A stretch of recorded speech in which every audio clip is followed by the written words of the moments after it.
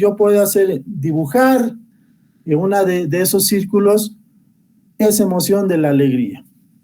¿Ya? A ver, 2 minutitos para poder dibujarlo y posteriormente vamos a ir a poder compartirlo y posteriormente les voy a decir a qué es lo que quiero llegar. Perfecto, 2 minutitos. Desde ahora, ya.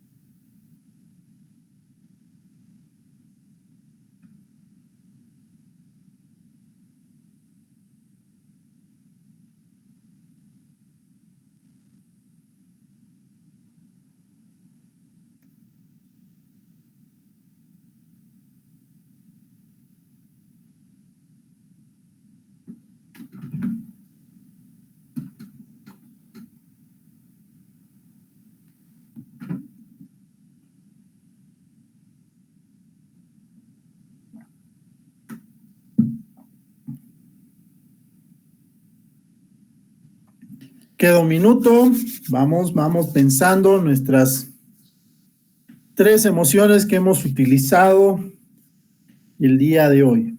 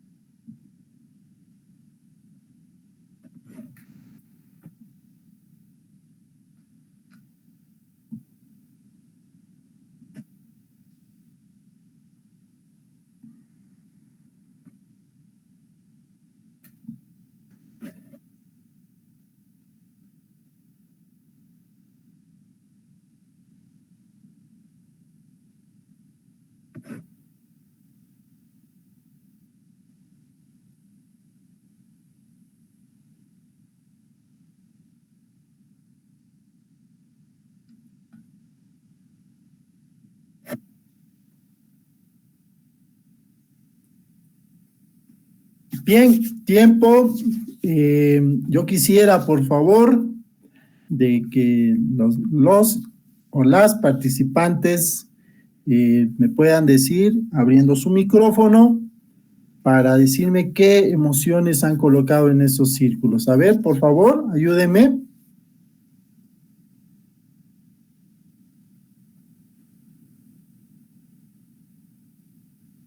A ver, ¿quién puede decirme, por favor? Solo activa su micrófono y me dice qué emociones ha colocado, por favor. Buenas noches, ¿cómo está? Mi nombre es Corina. Yo he puesto las emociones primero de molestia y un poco de estrés. La segunda sería de alegría y dicha. Y la tercera de preocupación. Ya, perfecto. Muchísimas gracias. Muchísimas gracias. Otra persona que podría decir qué emociones ha colocado, por favor.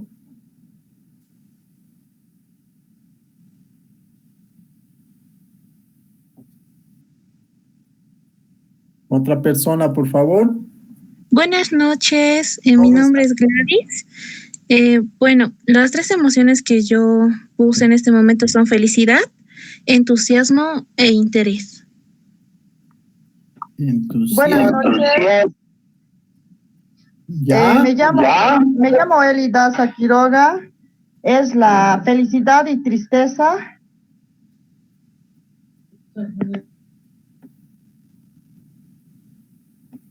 Felicidad y tristeza. Muchísimas gracias. Bien, han mencionado, y muchísimas gracias a las 3 participantes, muchísimas gracias por haber expresado las emociones que han utilizado el día de hoy. Yo sé de que estamos totalmente de acuerdo de que un niño que quizás en tema de la inteligencia emocional no puede expresar de alguna manera qué es una emoción, conceptualizando, pero sí puede utilizarlo en su diario vivir como ustedes los han hecho en este momento. Un niño maneja lo que es la felicidad, un niño maneja lo que es la tristeza, los niños se estresan, pero vamos a ver de qué manera también es una emoción el estrés o no, y que en nuestro diario vivir esos niños le da una importancia las emociones para poder aprender. No puede estar separado un aprendizaje sin haber utilizado una emoción. Quiero que entendamos muy bien que las emociones es como nosotros le podríamos dar a nuestro cerebro, necesita emocionarse para generar nuevos conceptos y así llegar al aprendizaje. ¿Estamos de acuerdo? Entonces, eso es lo que nos lleva el tema de la neuroeducación. Al cerebro necesitamos darle un estímulo positivo o negativo para generar un concepto que permita llegar a un determinado aprendizaje. Mi nombre es David Martínez Panoso. Para mí es un gran placer poder ingresar a este mundo de lo que es la neuroeducación. Son casi 2 horas que vamos a hablar y realmente el tema de la neuroeducación es inmenso. Entonces, lo que yo hice con toda la presentación de esta diapositiva es poder generar una fuente que nos permita poder utilizarlo o aplicarlo en el aula, utilizarlo o aplicarlo en nuestro diario vivir con nuestros pequeños, ¿no? Como en algún momento yo lo hago con mi pequeño, ¿no? Para poder entender lo que es la neuroeducación, es importante saber que la neuroeducación se ha convertido en una estrategia de apoyo a la labor educativa, principalmente de nuestros queridos compañeros psicopedagogos. Por eso es necesario fortalecer un sinnúmero de estrategias pedagógicas que permitan poder reconocer cómo nuestro cerebro está siendo mecanizado al momento de querer recibir un tipo de aprendizaje. Y si nosotros no reconocemos o no tenemos conocimiento sobre cómo maneja nuestro cerebro para el proceso de aprendizaje, ahí es donde tenemos estos problemas en la población infantil.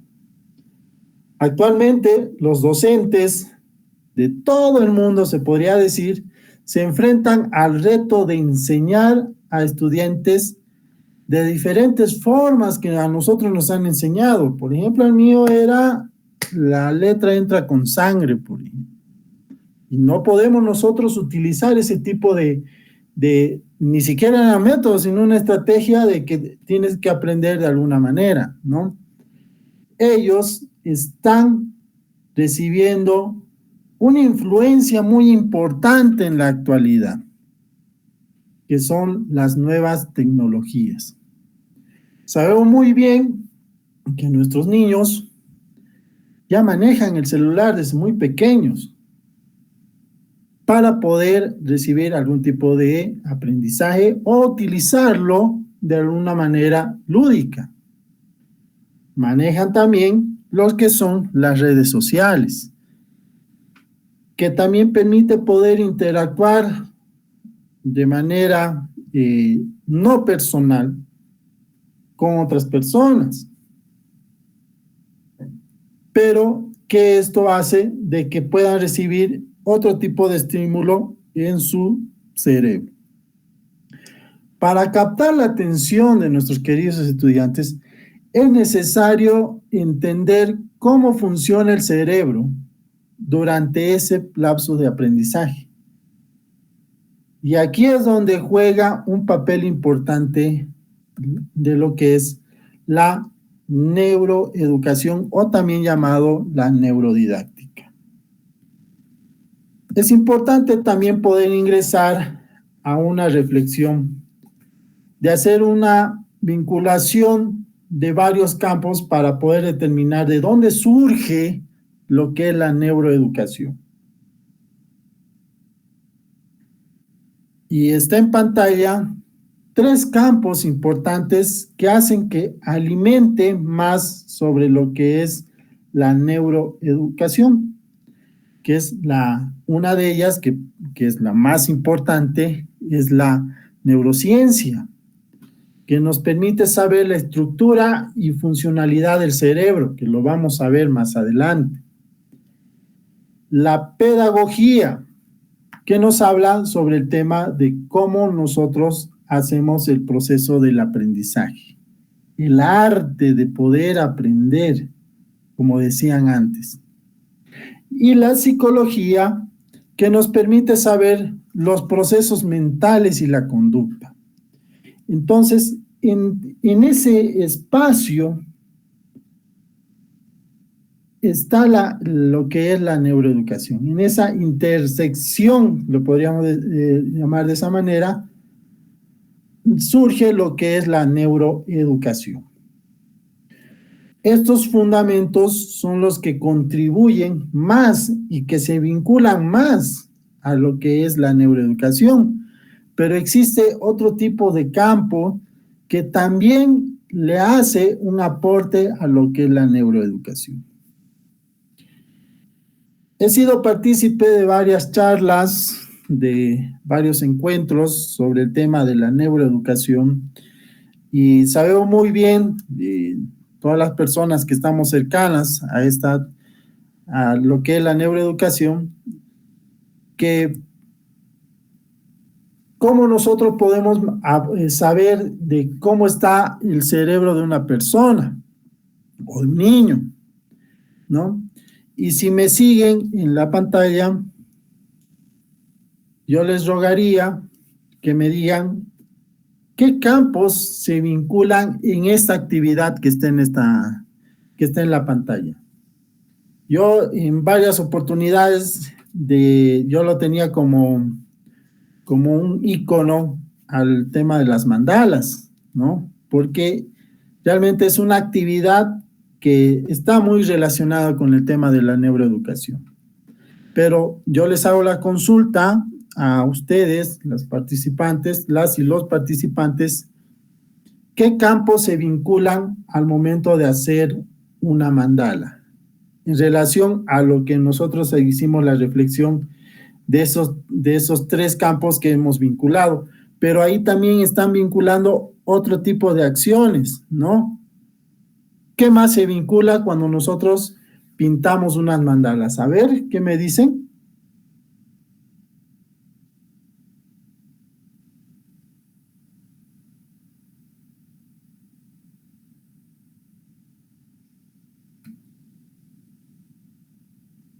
A ver, opinen qué otros campos más se está vinculando al momento de pintar una mandala.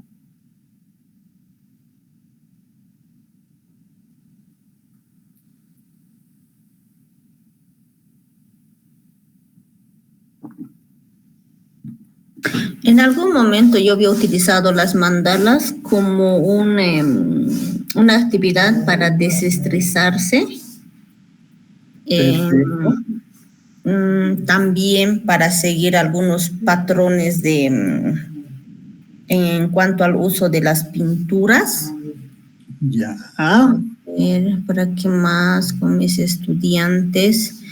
y también para ver, ¿no?, el desarrollo de la creatividad, porque se les entregaba en algún momento un solo tipo de mandalas, pero cada estudiante lo pintaba de una forma muy diferente. Ya, perfecto. En relación a lo que, ¿cuál era su nombre? Disculpe. Corina. Corina. Muchísimas gracias por participar. Es muy importante el tema de las mandalas por el tema de la neuroeducación. En relación a todas las acciones que nosotros decimos vamos a trabajar, pero indirectamente también hay otras funciones básicas que genera en el proceso del aprendizaje que también las estamos nosotros reforzando de alguna manera, como por ejemplo el tema de lo que es la atención.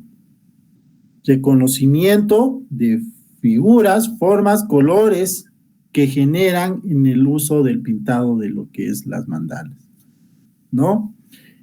Otra persona que desee participar, por favor.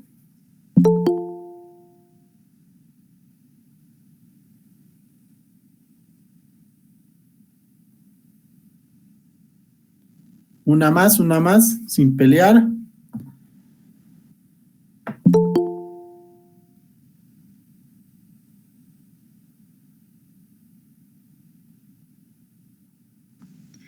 Buenas noches.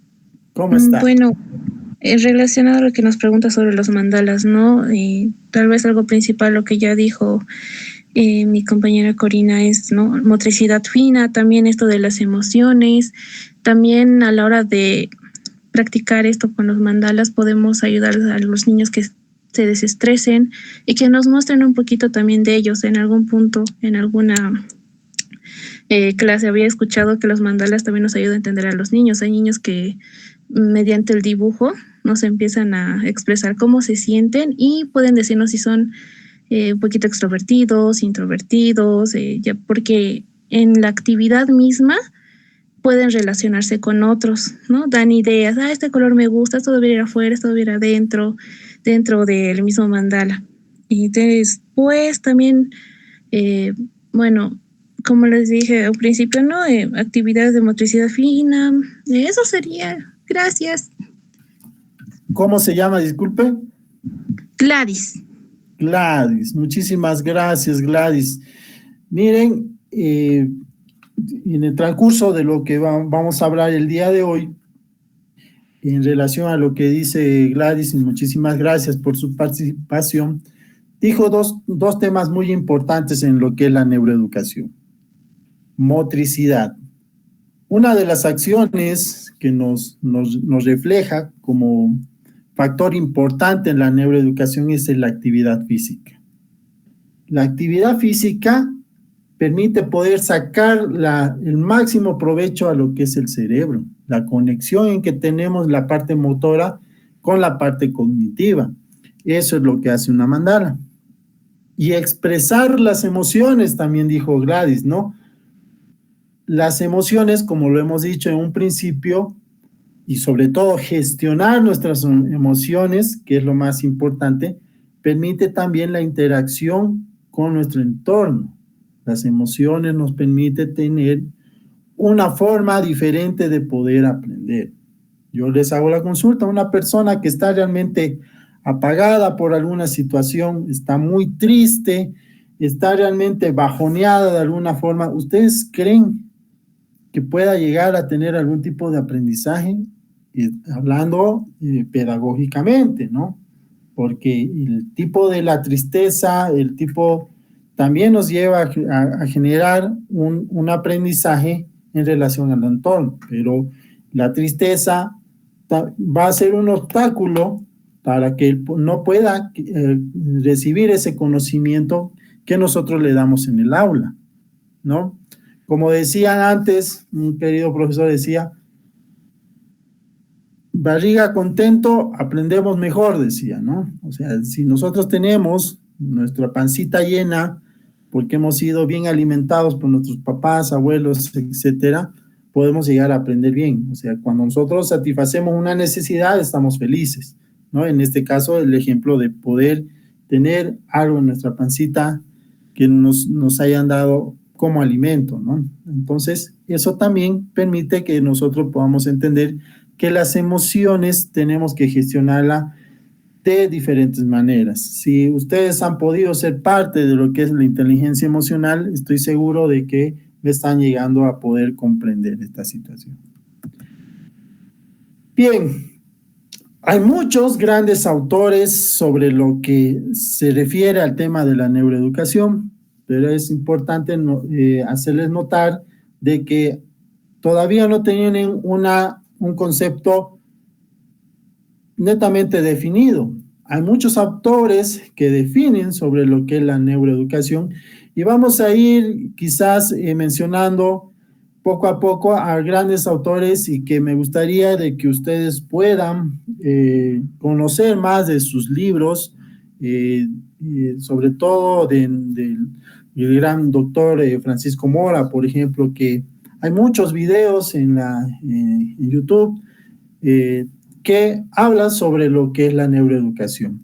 Aquí voy a colocar dos conceptos que me parecen muy importantes y posteriormente uno que es muy corto, pero considero de que es el que le da, como dicen, le atina al clavo para poder definir lo que es la neuroeducación.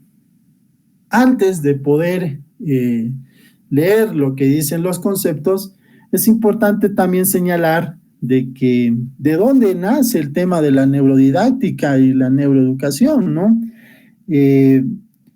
Esto ya lleva desde los años 1988 de un sueco, Gerard Preis, que fue el que más o menos acuñó el término de lo que es la neurodidáctica y que posteriormente en el transcurso del tiempo él hablaba sobre qué es el mente, cerebro y aprendizaje, ¿no? Y entonces Gerhard Friedrich, que es más o menos su tocayo, en el 2006 más o menos desarrolla un artículo sobre lo que es el aprendizaje en función a lo que va el cerebro, ¿no? Miren cuánto tiempo ha pasado sobre el tema ya se mencionaba sobre lo que es la neuroeducación, la neurodidáctica, pero que poco a poco está llegando a un alcance en la psicopedagogía para poder entender lo que es la neuroeducación. Es importante nosotros que rompamos esa barrera para que pueda ingresar en las aulas el tema de la neuroeducación. Entonces, para Caicedo López, Humberto Caicedo López es un colombiano, él refiere lo siguiente: es una disciplina que se propone combinar aportes de la neurociencia, psicología y las ciencias cognitivas y la educación. Y se centra en la comprensión de cómo aprende el cerebro y usa esta información para desarrollar métodos que puedan tener mayor eficacia y eficiencia para guiar las propuestas de nuevos currículos y nuevas políticas educativas. Entonces, la neurodidáctica, bajo lo que nos dice Humberto Caicedo López, se enfoca en comprender cómo funciona el cerebro durante el aprendizaje y cómo se puede optimizar este proceso mediante la implementación de técnicas pedagógicas que aprovechen los avances científicos en el campo de todo lo que es nuestro cerebro, de todo lo que es la neurociencia en sí. Para Francisco Mora, un español, la neuroeducación, y lo dice muy corto, es una nueva visión de la enseñanza basada en el cerebro.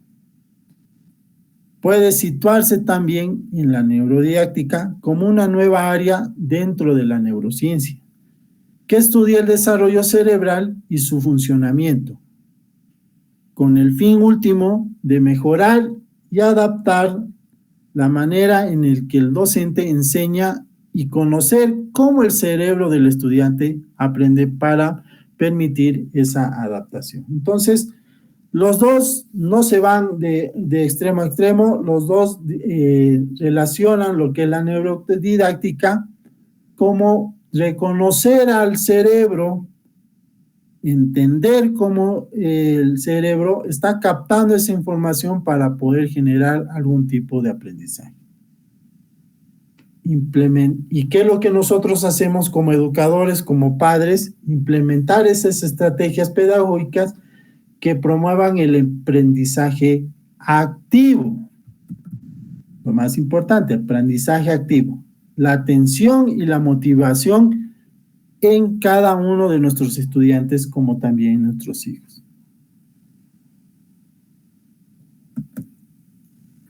Hoy en día podemos entender que la neuroeducación se puede generar bajo diferentes disciplinas que involucren en el proceso del aprendizaje.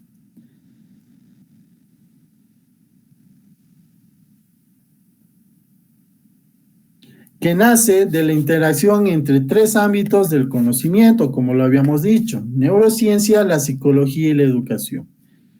Neurociencia, en la estructura de lo que es el tema del cerebro; psicología, las funciones básicas que pueden permitir un desarrollo para adquirir un tipo de aprendizaje; y el tema de la educación, generando un tipo de metodología que permita poder tener un aprendizaje activo.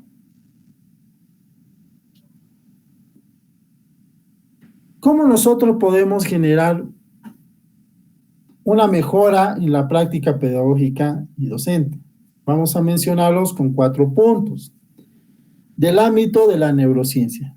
La neuroeducación toma los conocimientos sobre cómo funciona el cerebro, las bases biológicas básicas que hacen que los programas y las acciones educativas se diseñen de manera más adecuada y eficiente.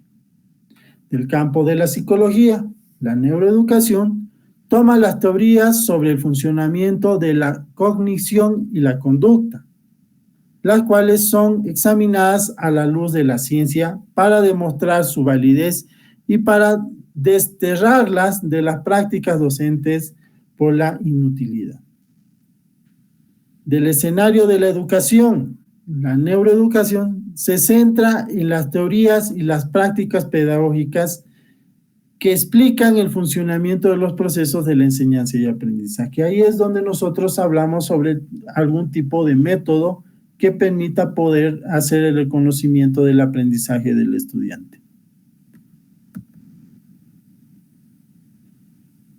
La educación es un factor clave en el desarrollo cerebral. ¿Estamos de acuerdo? Si nosotros no hacemos un énfasis en todo lo que es el proceso del cerebro y no entendemos cómo nosotros llegamos a poder recibir algún tipo de aprendizaje, entonces no podemos generar ningún tipo de método en el tema del aprendizaje. Vamos a volver a retroceder un poco sobre lo que es nuestro cerebro. Es importante que nosotros podamos entender cómo es la funcionalidad de nuestro cerebro, cómo llega a que nosotros podamos aprender de alguna manera mediante las prácticas, mediante el uso de nuestro querido cerebro. El sistema nervioso se divide en 2 grandes partes, ¿estamos de acuerdo? El sistema nervioso central y el sistema nervioso periférico. En el sistema nervioso periférico está compuesto por una enorme red de nervios que pueden ser aferentes. Llevan la información al sistema nervioso central y el eferente sacan la información del sistema nervioso central. Estos nervios llevan y traen información de todas las estructuras del cuerpo, como los músculos, los huesos o las vísceras, etc. El cerebro es un órgano complejo que forma parte del sistema nervioso central y que constituye la parte más voluminosa y conocida del encéfalo. Está compuesto por 3 partes: el cerebro reptil, el cerebro límbico y el cerebro neocórtex. El cerebro reptil es el responsable del control muscular, cardíaco y respiratorio. Su objetivo primordial es la supervivencia, es la parte externa de nuestro cuerpo, ¿no? Es lo que está más relacionado con el entorno en sí.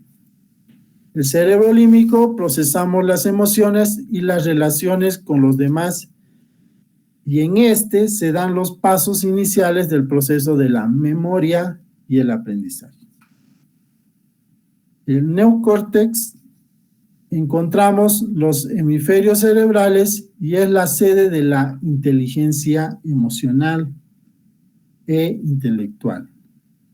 Aquí se procesa el pasado, el presente y el futuro, y se presentan las funciones ejecutivas que nos permiten pensar, planificar y organizar. Es lo que conocemos como cerebro racional.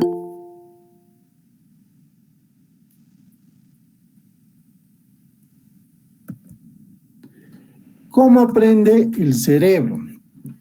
Yo he puesto unas 3 imágenes para poder entender sobre cómo nuestro cerebro llega a poder aprender de diferentes formas.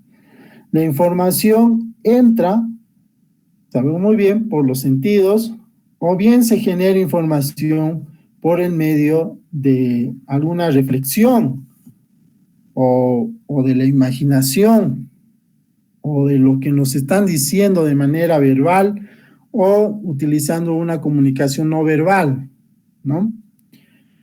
Esa información es enviada al tálamo y simultáneamente es enviada a las áreas del cerebro donde se procesa el tipo de información.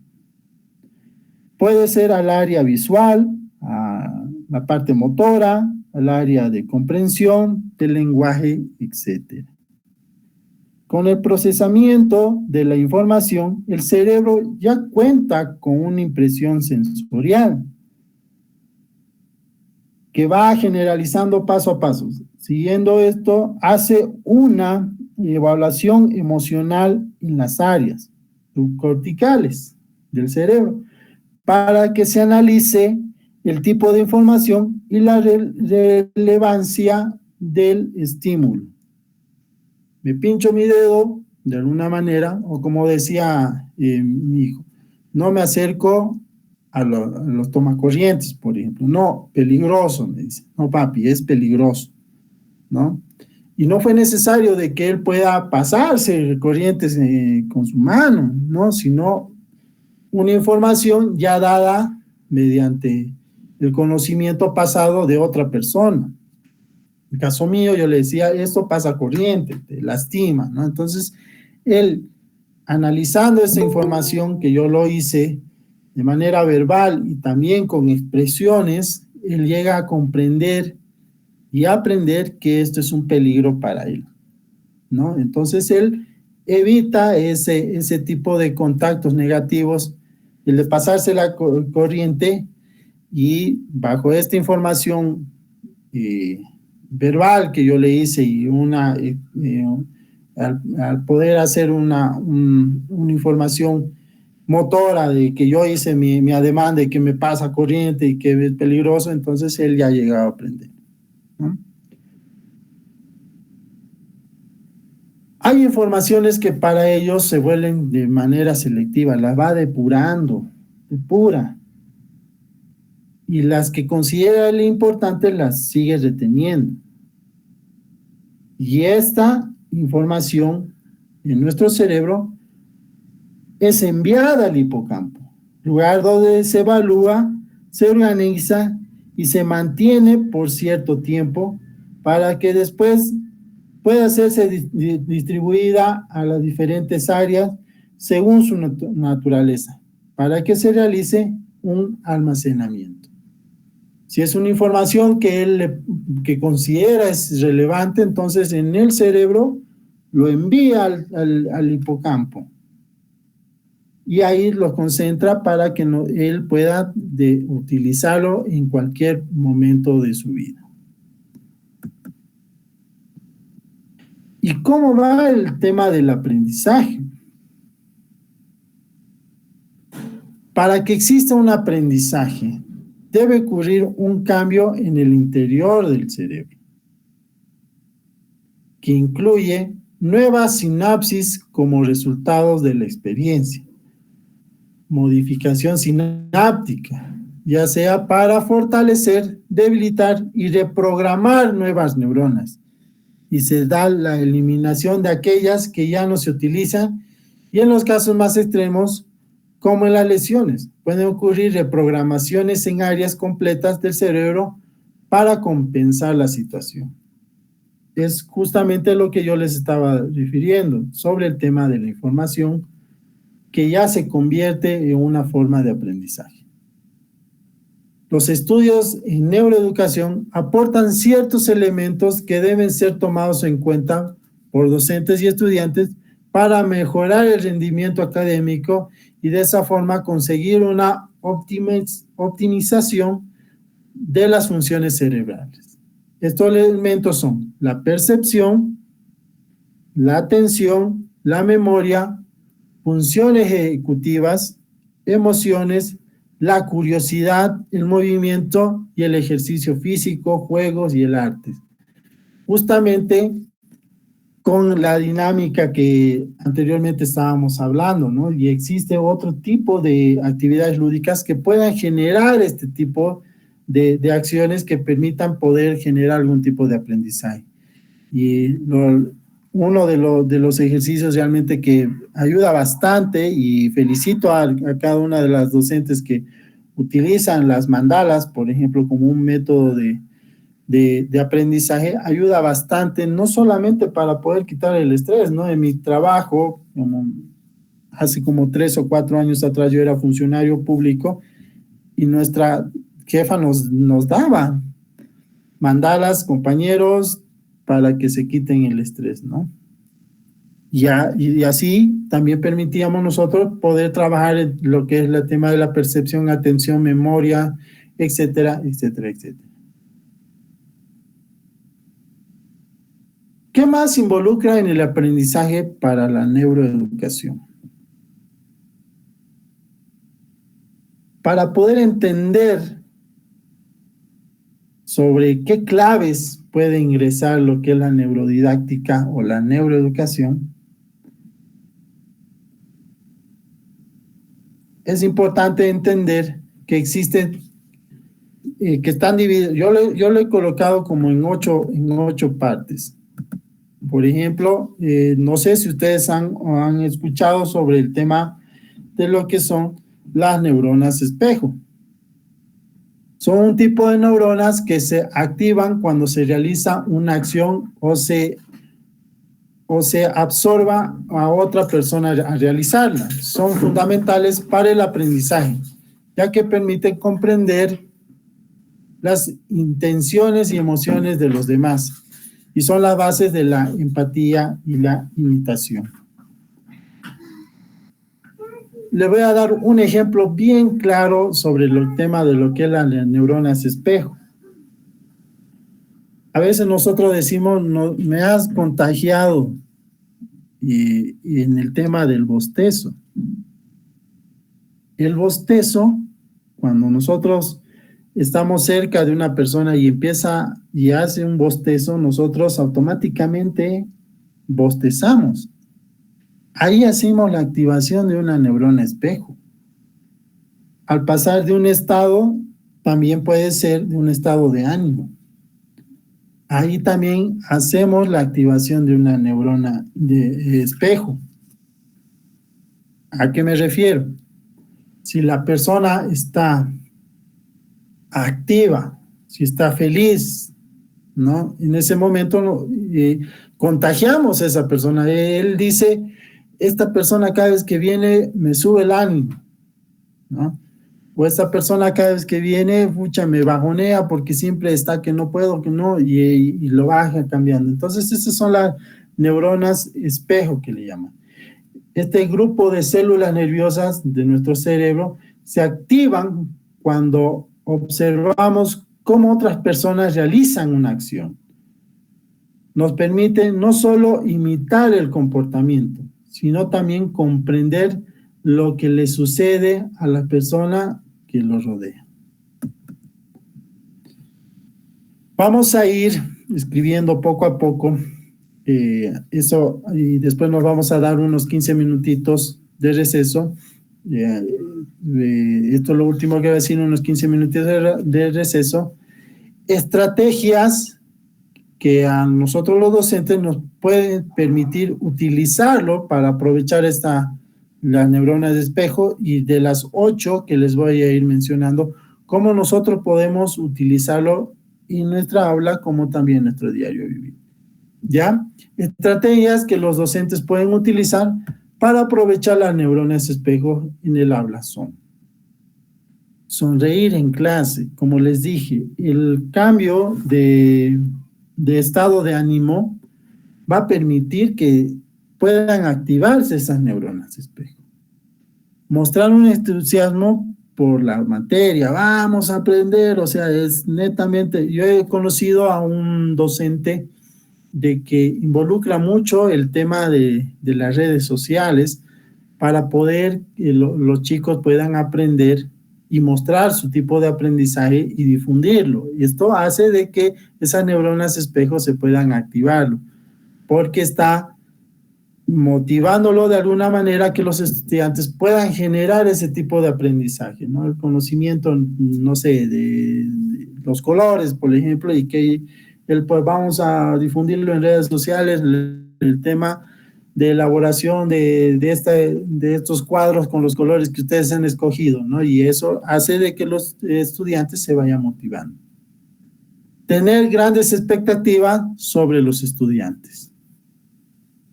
Ser comprensivo con los comportamientos de los estudiantes. Acompañar las explicaciones con gestos complementarios. Y para mí siempre es importante de que cada una de las acciones sean siempre con un rompehielo. Y después a elaborar un feedback, ¿no? Fomentar el trabajo colaborativo y grupal. Bajo lo que nos dice la ley 070, es importante de que nosotros podamos utilizarlo de manera comunitaria, dicen, ¿no? Entonces, relacionarse con el entorno en el proceso del aprendizaje. Y para nosotros como docentes quizás es muy complicado, pero es muy importante de que nosotros podamos hablar menos y escuchar más a nuestros queridos docentes, a nuestros queridos estudiantes, ¿no? Porque ellos nos pasan mucha información en su diario vivir que lo podemos nosotros aplicar en cualquier tipo de aprendizaje. Bien, nos vamos a dar unos 10 minutitos de receso y vamos a seguir con esto, que nos falta por lo menos un 40% para que nosotros podamos alcanzar. Ya unos 10 minutitos de receso.